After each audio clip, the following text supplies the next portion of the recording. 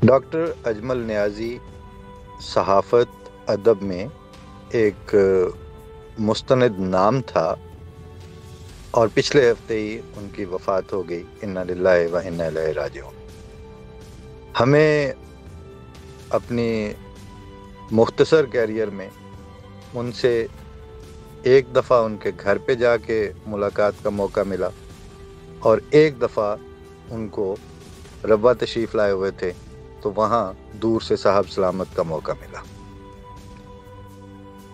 Doctor साहब अपने ज़माने के और अपने अहद के सिक्का बंद शख्सियत थे और सिक्का बंद लोगों में उठना बैठना और उनके साथ ज़िंदगी करना पसंद करते थे।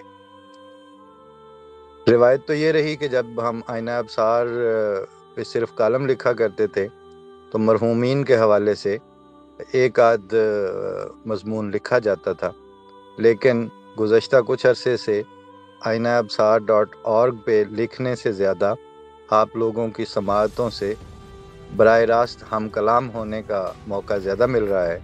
तो हमने डॉक्टर साहब की यादों की बाज़ आफरीनी के लिए ये एक प्रोग्राम तरतीब दिया है जो हमारी पाकिस्तान की टीम ने मुरतब किया है और हमारे दोस्त हाफिज़ अहमद साहब जो स्पेन में सहाफ़ती सरगर्मियों में हमातन और हमा वक्त मशगूल रहते हैं, उन्होंने ये एक मुख्तसर तहरीर हमें भिजवाई थी।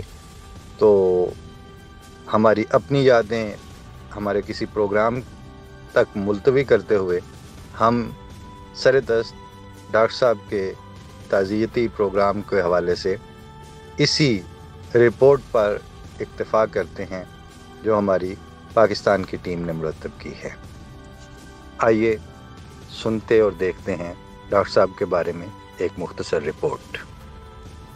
मारूफ कालिम निगार, शायर और उस्ताद डॉक्टर अजमल नियाज़ी अलालत के बाद पाकिस्तानी शहर लाहौर में इंतकाल कर गए हैं।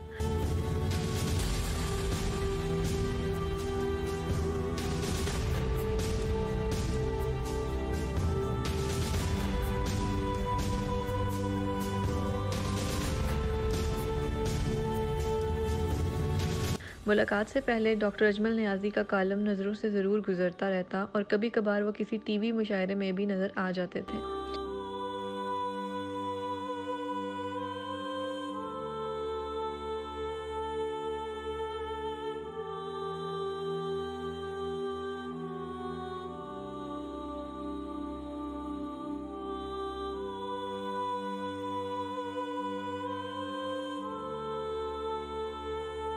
इनसे मुलाकात इस वक्त मुमकिन हुई जब इंटरमीडिएट के बाद पाकिस्तान के एक बड़े तालीमी इदारे FC कॉलेज लाहौर में दाखिला हुआ। 3rd ईयर की पहली क्लास के लिए जब कैंपस पहुंचे तो अताउल हक कासमी साहब को कॉलेज से बाहर जाते देखा। मेरे एक सीनियर जिनका इस कॉलेज में दूसरा और BA का आखिरी साल था, उन्होंने बताया कि कासमी साहब अब FC कॉलेज से बतौर उस्ताद वाबस्ता नहीं हैं, मगर इनकी इस तालीमी इदारे से दोस्ती या शायद वाजिबात की अदम अदायगी इन्हें बार बार यहाँ ले आती है। मेरे दोस्त ने बताया कि यहाँ असरे हाजिर के कई बड़े नाम बतौर उस्ताद खिदमात सर अंजाम दे रहे हैं। मरहूम डॉक्टर अजमल नियाज़ी का नाम भी इसी फहरिस्त में शामिल था। सहाफ़त की क्लास में प्रोफेसर साहब का इंतज़ार इस वक्त ख़त्म हुआ जब कॉलम निगार और शायर तौफीक बट क्लासरूम में दाखिल हुए। तौफीक बट का शागिर्द होने का सबसे बड़ा फ़ायदा ये था कि सब हस्तियों तक हमें रसाई हासिल थी। आज भी शायद ही कोई अदीब शायर फ़नकार ऐसा हो जो तौफीक बट से मोहब्बत ना करता हो। तौफीक बट की अपने मरहूम दोस्त दिलदार परवेज़ भट्टी से अकीदत को देखकर लोग रश करते थे और कोशिश करके इनके अहबाब में शामिल होना चाहते थे। इस बात का बरमला इजहार करते हैं कि तौफीक के ताल्लुक़दारों की मौत के बाद भी ताल्लुक़ को निभाना जानते हैं। डॉक्टर अजमल नियाज़ी भी तौफीक बट के करीबी दोस्तों में शामिल थे।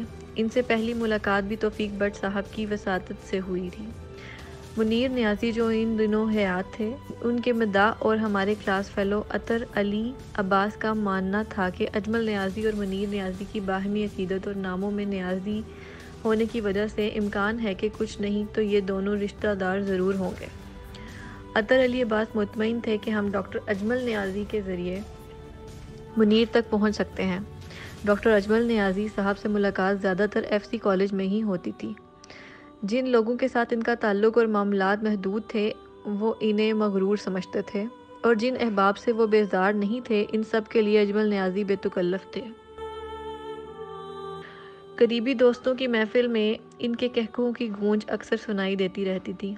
मखसूस और बावकार लिबास पहनने वाले डॉक्टर अजमल नियाज़ी की मौत एक सानहा है, और शायद इनके दोस्तों के लिए एहसास नदामत भी, जो बीमार दोस्तों को तवज्जो देने की बजाय मुंह मोड़कर उन्हें जीते जागते तन्हा करके मौत से पहले रंजीदा कर देते हैं। और इनके इंतकाल पर मेरा दिल भी मलोल है, और आंखों के सामने पहली मुलाकात से इन्हें आखिरी बार देखने तक वो सब मनाजिर हैं जो कई बरसों से हाफिज़े में हैं।